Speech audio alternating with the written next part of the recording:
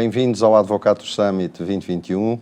O meu nome é Nuno Antunes, eu sou sócio da Miranda e Associados, sou sócio que trabalha na área da energia e dos recursos naturais e estou aqui hoje para falar com dois convidados sobre uma das questões que é mais debatida na nossa sociedade de hoje, a descarbonização. E dentro da descarbonização, do papel que o hidrogénio, um assunto também bastante falado em Portugal nos dias que correm, a contribuição que o hidrogénio pode ter nesse processo de descarbonização da nossa economia. Aqui em estúdio comigo tenho Luís Delgado, administrador da Bondalti, e que é um prazer ter aqui para nos ajudar a compreender melhor da perspectiva da indústria este problema. A participar connosco a partir do Zoom temos Ana Calhas, Managing Director da H2BU, que é a unidade de hidrogénio da EDP Renováveis e que nos vai dar uma perspectiva relativamente diferente, nomeadamente no que concerne à posição de uma empresa como a EDP nesta matéria do hidrogénio. O tema é tão premente e tão importante, digamos assim, que ainda esta semana tivemos dois documentos que foram publicados, um pela Agência Internacional de Energia, o relatório do Roadmap para o Net Zero 2050, e outro ainda anunciado ontem de uma consultora que fala exatamente sobre a descarbonização em Portugal. E há duas ideias que ficam deste último relatório, que, coordenado com o primeiro, eu aproveito para lançar aqui o debate. A primeira é que a descarbonização, apesar de já estar a acontecer, tem que ser acelerada, ou seja, não há outra forma de atingir o net zero em 2050 se não for acelerada a descarbonização. E a segunda é que o hidrogénio tem uma década para se estabelecer como contributor, digamos assim, para essa descarbonização. Ou seja, até 2030 o hidrogénio terá que, nesta subsetor em construção, terá que ser contextualizado e desenvolvido, quer do plano técnico, quer no plano económico, quer até no plano jurídico, para que seja efetivamente, a partir de 2030, um efetivo contributor para essa descarbonização. E começaria pelo Luís Delgado. Luís, ouvimos muito falar de transição energética, descarbonização, hidrogénio verde, hidrogénio azul. Fala-nos um bocadinho sobre do que é que estamos a falar, como é que se distingue hidrogénio verde dos outros, porque é que isso é importante para a descarbonização. Muito bem, muito obrigado, Nuno, antes de mais, pelo convite. É um prazer estar aqui consigo e com a Ana.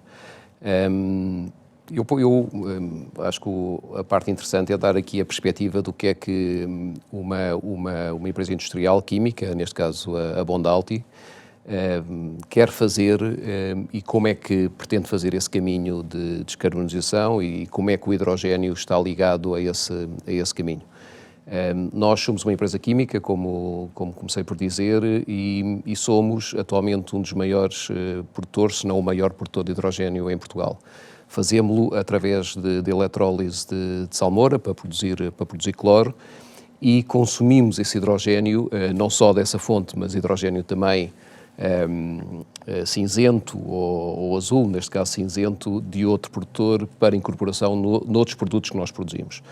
Portanto, isto é um tema que para nós é fundamental. E porquê é que é fundamental? Nós consideramos, e a indústria química tem sido uma das principais indústrias a reconhecer que é preciso fazer bastante para chegar aos objetivos climáticos, seja em 2050 ou seja antes, e nós em particular achamos que para uma empresa portuguesa muito concentrada na Península Ibérica, com alguma exportação, é também um fator de competitividade a médio prazo. E, portanto, temos aqui um conjunto de objetivos, eu vou dizer dois. O primeiro é termos energia renovável em toda a nossa produção, 100% renovável até 2030, que é um objetivo muitíssimo agressivo. Nós somos eletrointensivos, portanto, a energia elétrica é crítica para o nosso negócio. Temos aqui um objetivo que é muito, muito ambicioso e depois queremos ser neutral em carbono até 2030. Portanto, antecipando todas as metas que estão atualmente em vigor. E esse é o nosso propósito, e fazemos isso porque é fundamental, mas fazemos isso também, como eu disse, porque é um fator de competitividade. Se não o fizermos, estamos plenamente convencidos que não estaremos no negócio daqui a 10 anos. E, portanto, é um caminho que já iniciamos e queremos acelerar. O hidrogénio, como eu disse no início, é algo que é fundamental para o consumo dos nossos produtos e, portanto, para fazer este caminho de descarbonização, precisamos que o hidrogénio tenha uma contribuição muito relevante. Não só o hidrogénio diretamente, mas também o amoníaco, que é uma parte fundamental nesta cadeia, que nós também consumimos, somos o segundo maior consumidor nacional de amoníaco e, portanto, o amoníaco tem uma componente também de hidrogénio muito grande e, tendo hidrogénio verde, atingimos aqui duas matérias-primas fundamentais para nós, com um peso, obviamente, de carbono muito menor do que temos hoje. E portanto, já agora, apenas só para contextualizar para quem nos está a ver, não é a indústria química a única que está nesta situação. Podíamos falar da indústria do aço, podíamos falar das cimenteiras. Exatamente. E, portanto, toda essa indústria pesada, difícil de descarbonizar, tem aqui, através do hidrogénio verde, uma oportunidade de contribuir para essa descarbonização das cadeias de valor, por assim dizer, em que se movimentam. É um dos elementos que eu julgo que será fundamental para fazer esse caminho. Muito obrigado, Luís. Ana, numa perspectiva completamente diferente da EDP, uma empresa essencialmente, hoje em dia não só, mas essencialmente ainda virada para a produção de energia, onde é que o hidrogénio verde, em particular, entra nesta questão da descarbonização? Olá a todos, antes de mais muito obrigada pelo convite para participar aqui nesta sessão de hoje e partilhar o palco convosco.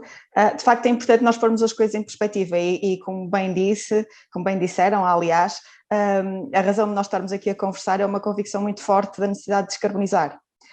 De outra forma, realmente o tema do hidrogénio renovável não se colocaria e, portanto, é com esta convicção muito forte da necessidade de atingirmos a neutralidade carbónica enquanto desígnio global no horizonte dos próximos 30 anos, com esta convicção e claramente acho que é bastante consensual que há aqui tendências como a aposta clara na eficiência energética, a aposta clara nas renováveis, na eletrificação direta de consumos, mas um reconhecimento de que eventualmente há aqui alguns setores e algumas utilizações de energia onde a eletricidade alimentada com energias renováveis não é capaz de chegar.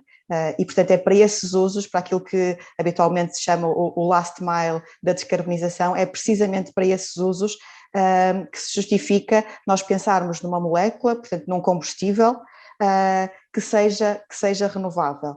Além de, também como já aqui foi descrito, além de todo aquilo que é o consumo de hidrogênio enquanto matéria-prima e que, portanto, neste contexto da descarbonização não nos serve o hidrogênio que hoje é consumido, que é tipicamente o chamado hidrogênio cinzento, que representa o grosso, quase a totalidade do hidrogênio que é consumido e produzido no mundo e, portanto, é um hidrogênio que é produzido a partir de combustíveis fósseis, maioritariamente de gás natural, também algum carvão, e, portanto, isso não nos serve.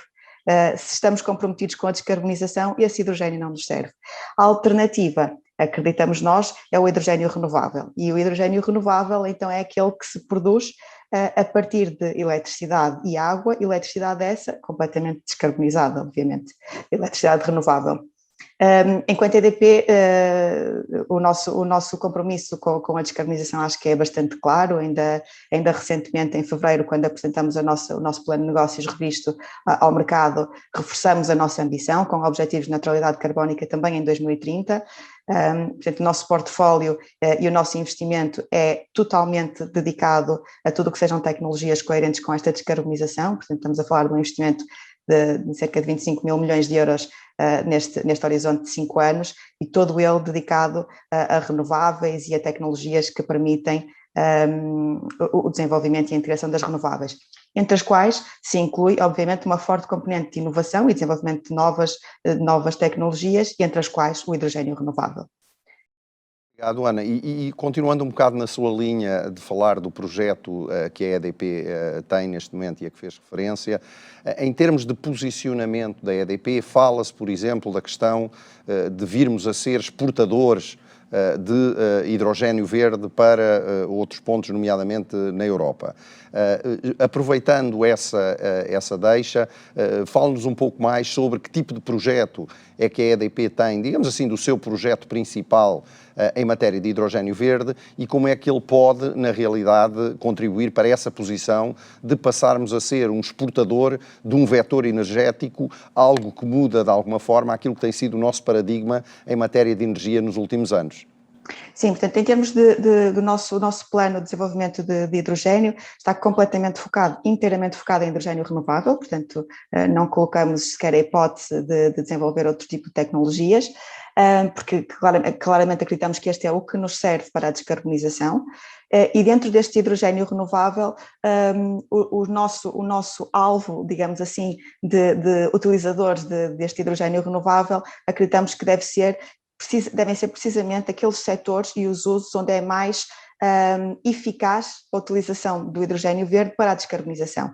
Portanto, há um reconhecimento, claro, de que o hidrogénio verde, estamos a falar de um gás bastante nobre, bastante caro hoje de produzir e, portanto, devemos realmente limitar a sua utilização para esses usos onde não há alternativa mais custo-eficaz. E, portanto, estamos a falar claramente dos usos que são matéria-prima, diria que esse é o no-brainer, e depois dentro dos usos energéticos, os setores como já foram aqui referidos, claramente na área química, refinarias, cimentos, produção de metano, e também há algum espaço para transportes onde as baterias terão mais dificuldade de penetrar.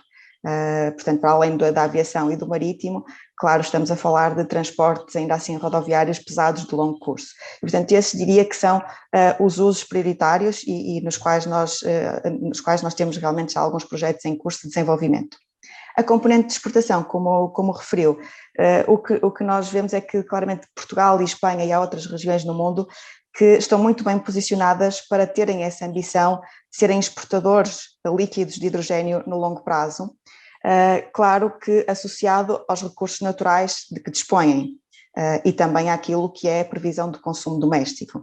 Portanto, nesse domínio, Portugal e Espanha, claramente no cômputo europeu, dispõem de renováveis, quer eólica, quer solar, bastante competitivas.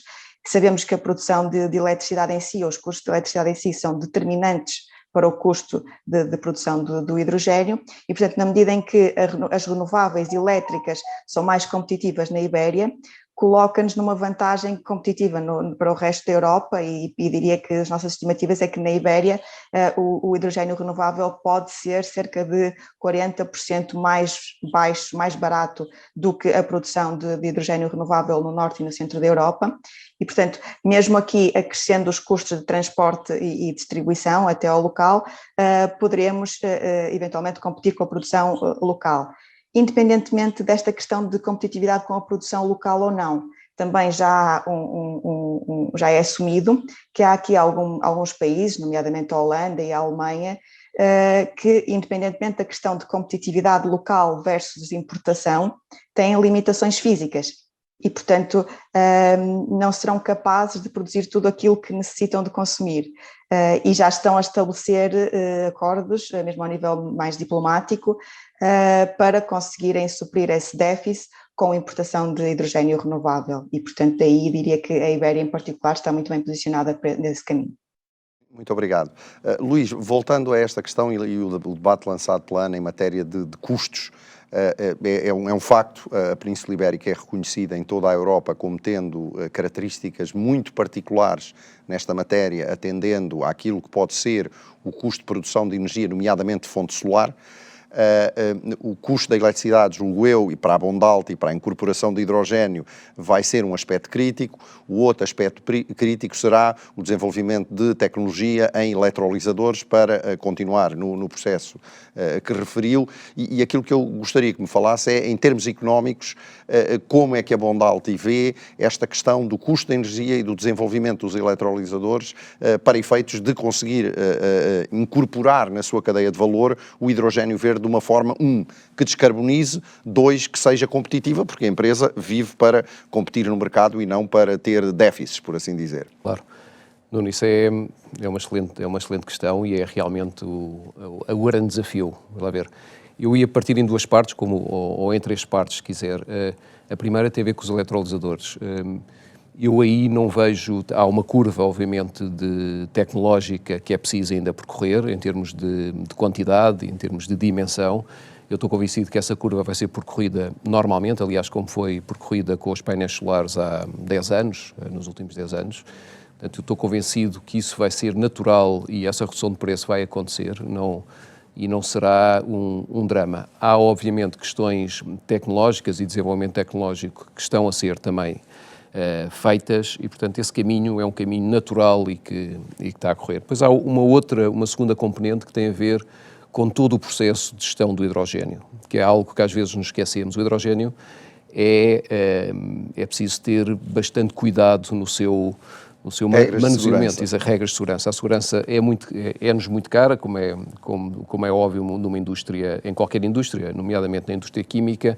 Isso é importante para a sociedade, perceber essas regras de segurança é muito que importante, elas é muito importante, porque estamos a falar realmente de algo que é preciso ter bastantes cuidados, que é um processo bastante robusto para fazer todo o manuseamento, armazenamento, compressão de hidrogénio em todo o processo, seja ele de que cor for, ok?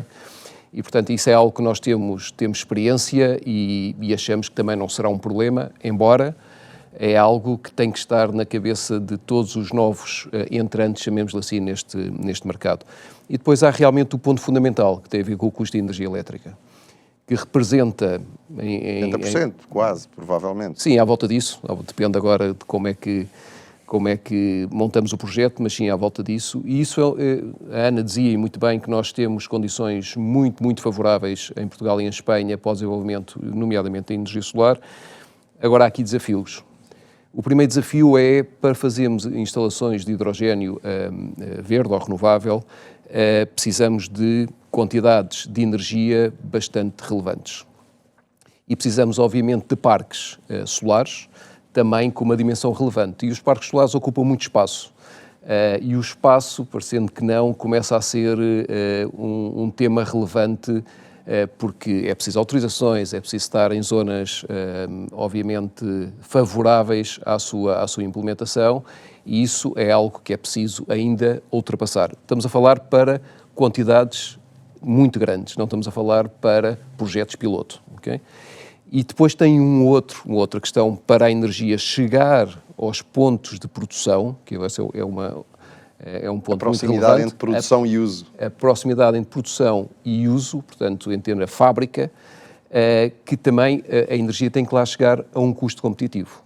E, portanto, nós temos hoje em Portugal um conjunto de barreiras tarifárias muitíssimo relevante, quando as instalações não estão à porta da produção de hidrogénio, que coloca aqui uma barreira muito significativa ao desenvolvimento dos projetos.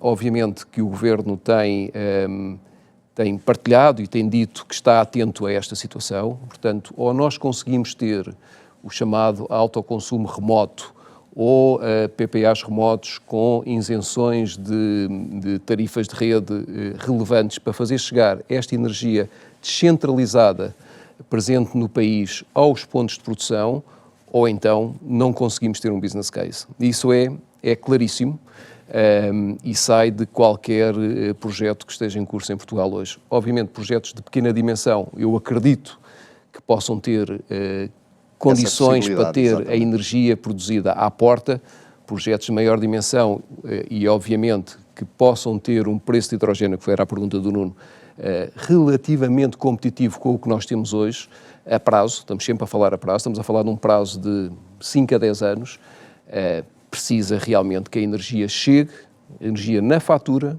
não é energia produzida no local de produção, a preços realmente muito competitivos. Muito competitivos.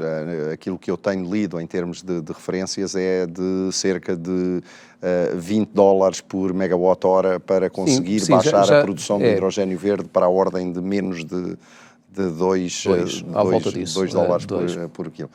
Já agora falo-nos um pouco sobre o projeto em concreto, o H2 Enable da Bondalti, apenas por curiosidade para quem nos ouve perceber do que é que estamos a falar.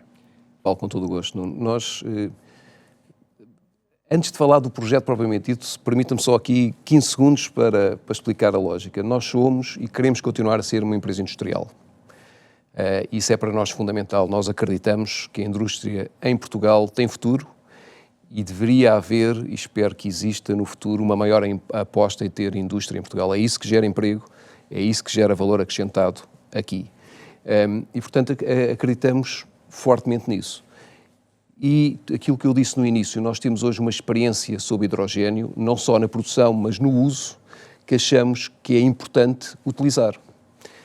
Portanto, vai servir essa produção de hidrogénio verde para o nosso consumo, para a nossa descarbonização, que é a principal meta, mas achamos que pode ser também um vetor muito importante fazer este crescimento em termos industriais em Portugal, usando toda esta experiência e usando toda esta utilização. E, portanto, o nosso projeto tem como principal objetivo estabelecer uma unidade industrial de produção de hidrogénio e produção de amoníaco verde, porque o amoníaco, como eu disse, é também um fator aqui fundamental, em Estarreja, que permita não só servir o complexo químico de Estarreja, nós não estamos só a falar da Mondelez, estamos a falar de empresas como a Dow Chemicals, uma das maiores químicas do mundo, e a Air Liquide, portanto, usar... Ambas consumidoras de hidrogénio? Ambas consumidoras e ambas consumidoras do nosso produto, produtoras de hidrogénio, como é também a Air Liquide. Portanto, queremos tornar o complexo químico de Estarreja como um polo fundamental para a produção de hidrogénio e derivados.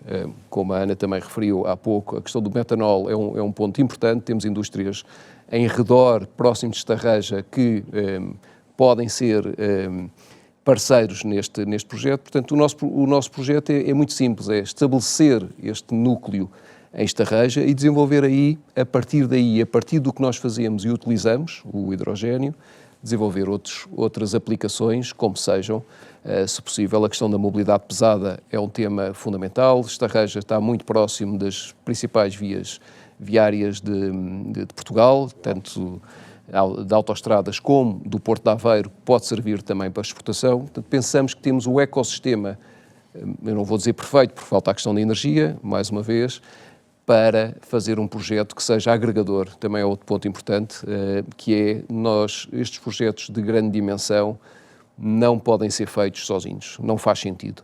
Portanto, o nosso projeto nasceu da nossa intenção, mas só vai chegar à dimensão que nós achamos que é interessante para o país e para a região centro-norte da Península Ibérica, se obviamente haver aqui uma agregação de outros parceiros que possam ser potenciadores do projeto. Muito obrigado, Luís. Ana, estamos no Advocatus Summit, estamos para falar de questões jurídicas também.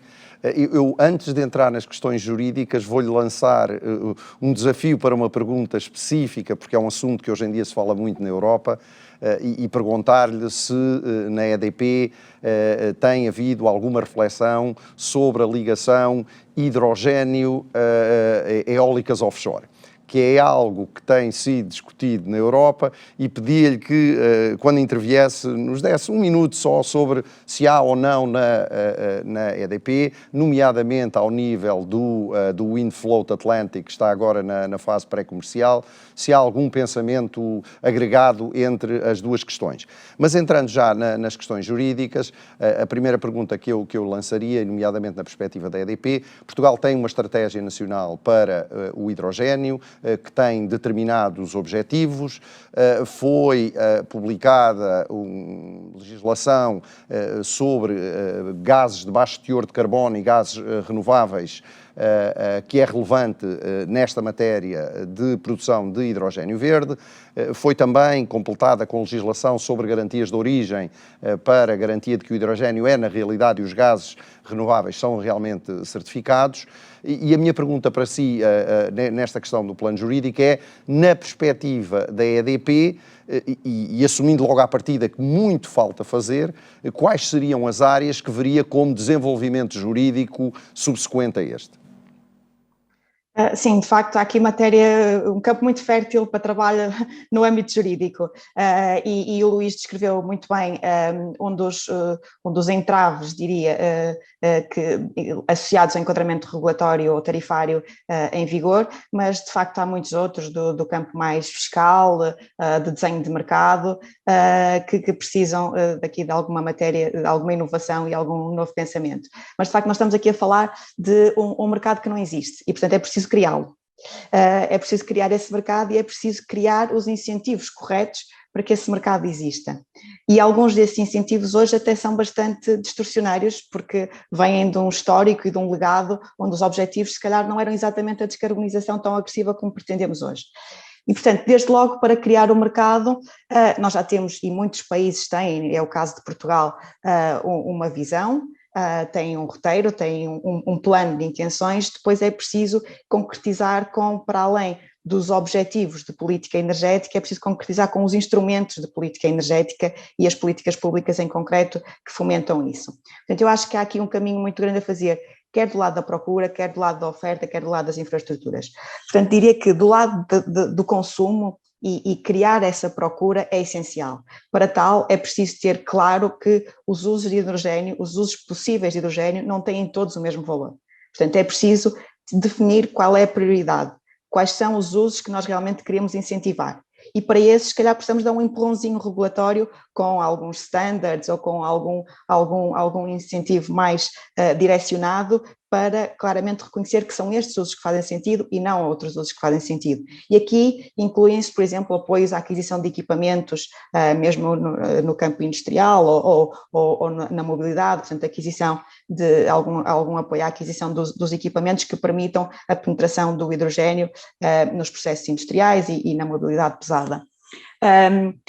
Uma visão clara sobre aquilo que é o preço de CO2. Acho que o preço de CO2 aqui é um tema transversal, quer do lado da produção, quer do lado do consumo, e quando nós estamos a falar aqui de desenvolver uma economia do hidrogênio renovável, há paralelos que a gente pode traçar com aquilo que foi o desenvolvimento da economia do gás natural, com aquilo que foi o desenvolvimento das renováveis no início. Portanto, estamos a falar de setores que são muito capital intensivos. E nestes setores que são muito capital intensivos, é essencial ter visibilidade e alguma previsão de longo prazo daquilo que é o consumo e daquilo que são as regras de jogo. E o CO2 é, por excelência, diria que o sinal de preço que deveria ditar estas decisões de investimento no sentido de as tornar custo-eficazes. Nós hoje temos um instrumento de preço de CO2, como sabemos, um instrumento de mercado, cuja visibilidade a longo prazo é limitada, porque não deixa de ser um instrumento de oferta e procura, com bastante intervenção regulatória e de regras e remendos em cima de remendos que se vão fazendo, e portanto era importante haver aqui uma visibilidade, e instrumentos como contratos por diferença de carbono podem introduzir aqui esta estabilidade necessária para dar confiança e reduzir custos de capital e promover os investimentos. Depois, do lado da oferta em si, portanto, da produção de hidrogênio, é preciso haver uma clara taxonomia que se está a discutir bastante na Europa, do que é isto de hidrogênio renovável, para apoiarmos aquilo que faz sentido e não estarmos a apoiar hidrogênio que pode não ser tão compatível com aquilo que é o objetivo de descarbonização. E reconhecer que os eletrolisadores são também um equipamento excelente para fazer aquilo que hoje muito se fala de integração setorial. O eletrolisador faz a ponte entre o setor elétrico e entre o gás. E é preciso reconhecer que isso tem muito valor para esta integração dos sistemas, tem muito valor para a eficiência de todos os sistemas e até para potenciar a penetração das próprias renováveis. E, portanto, para que isso aconteça, é preciso reconhecer este valor de um eletrolisador enquanto um equipamento flexível, portanto é preciso permitir que ele participe em instrumentos de mercado grossista de eletricidade e mercado de serviços de sistema, como também uma carga flexível, e daí conseguir tirar realmente mais valor e desenhar instrumentos que são mais eficientes. Depois diria que tudo isto tem que ser feito uma estreita coordenação transfronteiriça. Uma estreita coordenação entre Portugal e Espanha, França, por aí fora, portanto toda a Europa tem que estar bastante alinhada e infelizmente aquilo que nós vemos muitas vezes são países que têm objetivos e intenções, e vimos isso já quando estávamos a falar dos PNEC, portanto dos planos de energia e clima, que são muito focados naquilo que é a realidade nacional, e quando nós os somamos todos, a soma das partes não dá o todo, porque realmente não avalia algumas falhas de comunicação transfronteiriça. Portanto, isso é essencial quando nós estamos a pensar em desenvolvimento de infraestruturas que são para muito longo prazo, que haja esta coordenação entre os países para promovermos aqui soluções realmente eficientes para a descarbonização. Interessante também outra questão que me levantou sobre offshore. Sim, nós estamos aliás envolvidos num projeto, isto é público, estamos envolvidos num projeto de demonstração e desenvolvimento de hidrogênio, produção de hidrogênio associado a eólico offshore, precisamente para perceber como é que estes dois equipamentos jogam e como é que nós podemos realmente promover aqui a integração dos eletrolisadores também nas plataformas offshore. Obrigado. Luís, para fecharmos este nosso ciclo, falámos, a Ana lançou aliás o debate dos mercados de carbono, o preço do carbono. Nós assistimos recentemente a uma subida dos valores da tonelada de carbono emitido para valores acima dos 50 euros por tonelada. As previsões começam a apontar para 75 euros no final deste ano. Aquilo que vai sendo publicado diz que a partir dos 100 euros a questão dos economics, por assim dizer, da produção de hidrogênio verde estará equilibrada e começaremos a entrar numa zona de competição direta. Nós não sabemos ainda os termos do concurso que aí vem de incentivos ao hidrogênio, mas pegando naquele assunto que a Ana referiu dos contratos de carbono por diferença, seria interessante perceber a perspectiva de uma empresa como a Bondalt e relativamente a esses mecanismos, e aproveitava, e para fechar, falar de alguns hot topics. Um dos hot topics já foi, daqueles que são ainda os hot topics para o hidrogênio na Europa, um deles já foi aqui falado e introduzido, que é: há setores onde é mais importante o hidrogênio entrar porque é onde há o maior contributo para a descarbonização. Um dos outros hot topics, este mesmo muito complicado, e eu não sei se o Luís estará em posição de comentar, mas como engenheiro poderá fazê-lo, que é a questão do blending ou não blending na entrada na rede nacional de gás. Ou seja, se tivermos que transportar hidrogênio, e nomeadamente para consumo doméstico ou comercial em determinados edifícios, há duas opções: ou ele é transportado por uma rede própria, ou ele é blended com o gás natural. E eu gostava que também, depois de falar da primeira questão, que nos desse uma ótica sobre isto e as repercussões no plano regulatório que isto pode ter. São muitas questões numa só. É verdade. Eu vou tentar dar a nossa perspectiva sobre a primeira parte. A Ana sintetizou muito bem todos os desafios que este novo mercado, este novo negócio tem, são imensos, portanto nem vale a pena estarmos aqui. O facto de ser novo, o facto de poder realmente que tem um potencial muito grande, parece-me claro que é preciso realmente perceber e apostar. E o apostar é ter medidas claras que promovam o investimento. E é uma das questões fundamentais, nós estamos a falar em investimentos que são muito relevantes, e portanto ou há uma visibilidade e há uma noção de todos estes pontos e como é que eles vão ser endereçados no futuro, ou então o investimento torna-se muito complicado. Portanto, uma das questões fundamentais é como é que nós vamos financiar estes projetos. Obviamente, parece-me claro que tem que haver aqui um apoio inicial que... O mercado está criado. Exatamente, portanto tem que ser incentivado a que possa ser desenvolvido, e tem que ter uma lógica muito clara de qual é que é o contributo para aquilo que nós queremos. E o que é que nós queremos? Nós queremos atingir metas de descarbonização, nós queremos que realmente as indústrias também, aquelas que são realmente afetadas, eu não estava a dizer, as cimenteiras, as metalúrgicas, as químicas, possam realmente fazer o seu caminho de uma forma mais rápida. Portanto, este incentivo ao investimento parece-me que tem que estar intimamente ligado a estes objetivos. Portanto, isso para mim é claro. Depois há a questão do OPEX, que é um bocadinho o outro ponto que está ligado aos leilões, se quisermos, de CO2, e aí sim, a tendência que estamos a ver agora dos 50 e tal, os 75, os 100, são tendências interessantes, mas são só tendências, vamos lá ver, e como a Ana dizia, é um mercado que, embora seja um mercado assente na oferta e na procura, ainda tem bastantes incógnitas em termos legislativos, em termos de regulamentação. E, portanto, embora a tendência seja interessante do ponto de vista de quem quer apostar, falta ainda o detalhe de como é que isto vai ser implementado, nomeadamente em termos concretos em Portugal. Há também ideias para fazer isso, nós estamos ansiosamente a aguardar para ver como é que vai ser a sua regulamentação, porque, claro, no detalhe é que estará o segredo, o diabo ou realmente o segredo. Depois, a segunda questão que eu já... Do blending. Do blending. Nós optámos pelo blending. Nós estamos a optar pelo blending. A Alemanha, como sabe, optou pelo não blending. Vamos ver, pelo menos está a optar pelo não blending. Eu acho que nós somos um país que tem recursos mais limitados como a Alemanha, que temos que ter aqui alguma parcimónia na utilização de fundos e, portanto, e dinheiros que temos disponível, seja de públicos, sejam privados. E, portanto, parece-me que num primeiro momento pode fazer sentido usar o blending como uma forma de descomplicar, chamemos-lhe assim, e poupar nos custos de infraestrutura. Sim, pelo menos num primeiro momento. E depois, ao longo do desenvolvimento da tecnologia, pensar se é possível ou não ter redes próprias de distribuição de hidrogénio.